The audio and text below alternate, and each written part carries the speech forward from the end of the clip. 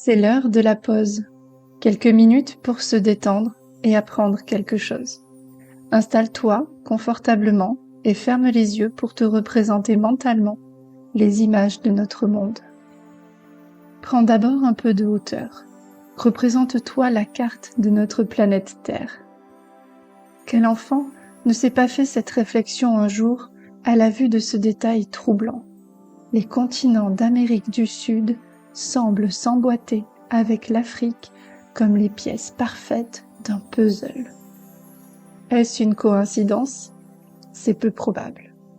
En 1910, Alfred Wegener, météorologue et astronome allemand, s'est posé cette même question en observant les atlas.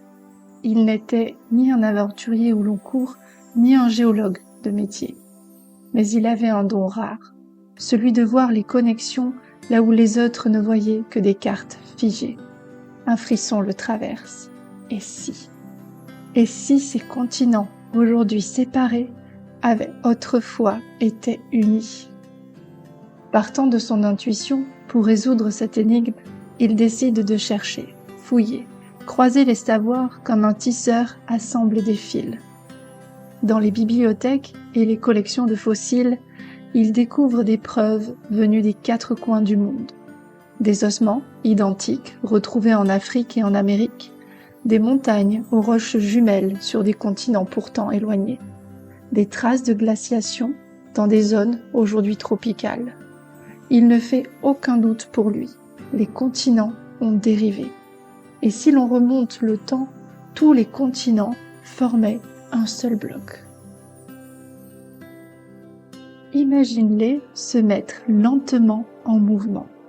Les océans se referment, les continents s'embrassent, l'Afrique et l'Amérique s'approchent, puis ne font plus qu'un. C'est la Pangée, il y a 300 à 200 millions d'années, une terre-mère originale, vaste, silencieuse, brisée ensuite par les forces profondes du globe. En 1912, Wegener ose le dire. Il présente sa théorie à la communauté scientifique. Mais son rêve d'un monde mouvant est reçu avec froideur. « Impossible !» répondent les géologues. En effet, à cette époque, on ne comprend pas comment des continents massifs auraient pu glisser ainsi. En flottant sur l'eau, peut-être? Cette idée provoque la risée du monde scientifique. On pense la Terre rigide. L'idée d'un sol mobile paraît absurde. Wegener est moqué, rejeté, isolé. Il dérange les certitudes. Mais il persiste. Il publie en 1915 un livre majeur où il consigne ses observations, ses hypothèses et ses intuitions puissantes.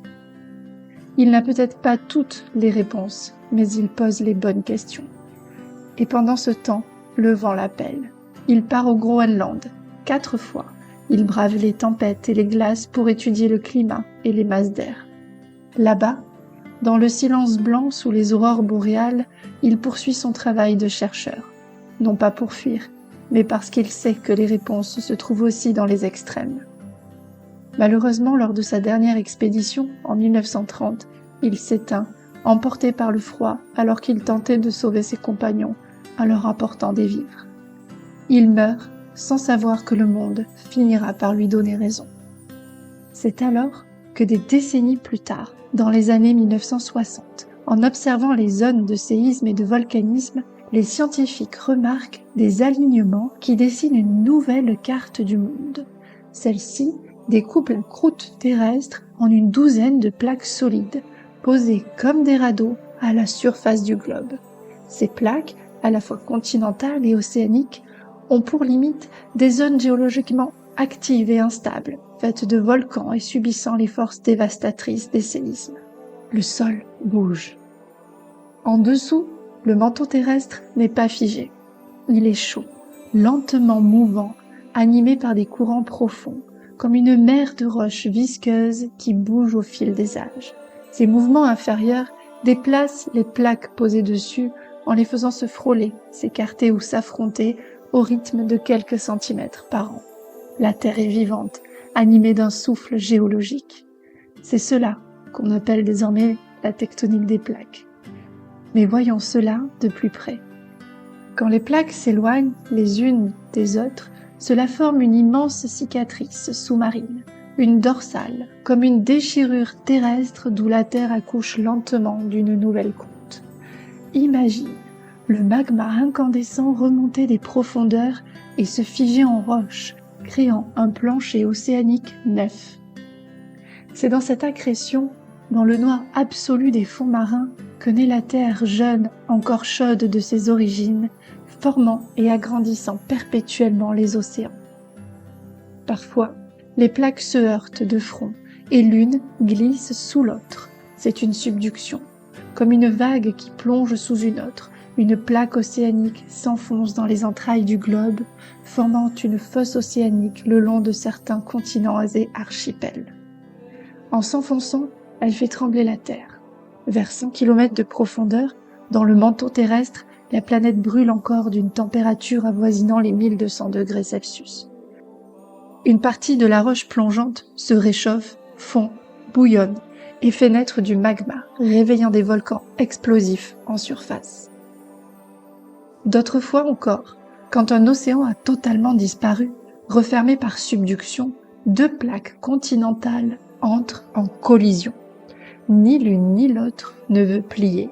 Alors les roches se froissent, se plissent, se soulèvent et s'entassent. C'est la naissance des montagnes. Ainsi sont nés l'Himalaya, les Alpes, les Andes, des géants minéraux qui s'élèvent lentement sur des millions d'années, fruit d'un choc, d'une lenteur infinie, mais d'une puissance colossale. Et puisqu'ils sont le résultat de la fermeture des océans, il n'est pas rare de retrouver en altitude des roches sous-marines remplies de fossiles aquatiques. Ainsi, la Terre n'est pas figée, elle respire, elle évolue, elle sculpte son propre visage dans des mouvements lents, faisant surgir des montagnes, ouvrant ou fermant des océans. Aujourd'hui encore, la danse des continents continue. Chaque année, l'Atlantique s'élargit de quelques centimètres tandis que disparaît des bouts de mer dans le Pacifique et que s'agrandissent encore les montagnes. Dans plusieurs millions d'années, elle n'aura plus le visage que tu lui connais à présent. La Terre vit et se meut. Alors, dans chaque tremblement, chaque volcan ou chaque chaîne de montagnes, résonne encore l'intuition poétique d'un homme qui regardait les cartes comme on regarde un rêve. Quand tu ouvriras les yeux pour admirer le paysage qui t'entoure, pense que quelque part, dans le silence, un esprit curieux regarde une carte et se dit comme Wegener autrefois. Et si ?